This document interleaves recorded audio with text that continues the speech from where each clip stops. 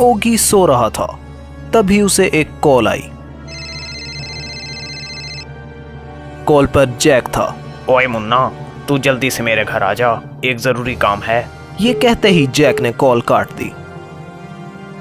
ओगी परेशान हो गया कि जैक ने अचानक उसे घर क्यों बुलाया है। वो फौरन जैक की तरफ चल पड़ा। जब वो जैक के घर पहुंचा तो वहां कोई नहीं था। अरे ये भैया मुझे बुलाकर खुद कहां गायब हो गए। तभी वहां जैक भी आ जाता है। वो ओगी को दूसरे कमरे में आने को कहता है। वहां शिनचैन और फ्रैंकलिन पहले से मौजूद थे।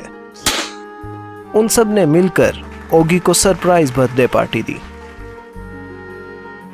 ओए मुन्ना, चल अब केक काट। ओगी ने टेबल से छुरी उठाई। वो केक काटने ही वाला था कि शिनचैन और फ्रैंकलिन ने उसे रोक दिया। ओगी, हम दोनों को एक जरूरी काम याद आ गया है, तुम थोड़ी देर रुको, हम वो करके अभी आते हैं। फिर वो दोनों वहां से चले गए। ओगी और जैक बातें कर रहे थे कि अचानक लाइट चली गई।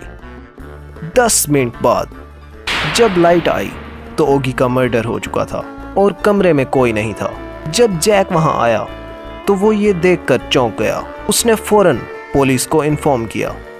शिनचैन और फ्रैंकलिन भी वहां पहुंच गए। पुलिस ऑफिसर भी वहां आ गया। उसने जैक से इन्वेस्टिगेशन का आगाज किया। जब ओगी का मर्डर हुआ तो तुम कहां थे?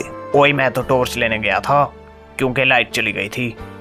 और तुम दोनों कहां थे? शिनचैन कहता है कि वो बर्थडे गिफ्ट लेने गया था। फ्रैंकलिन कहता है कि वो कंप्यूटर चला रहा था और सबके लिए खाना ऑर्डर कर रहा था। ऑफिसर ने अपनी इन्वेस्टिगेशन मुकम्मल कर ली और उसे ये भी पता चल चुका था कि मर्डर किसने किया है। मगर कैसे? दोस्तों, क्या आप बता सकते हैं? अभी वीडियो को पॉज करें और हमें कमेंट करके बताएं कि ओगी का मर्डर किसने किया होगा।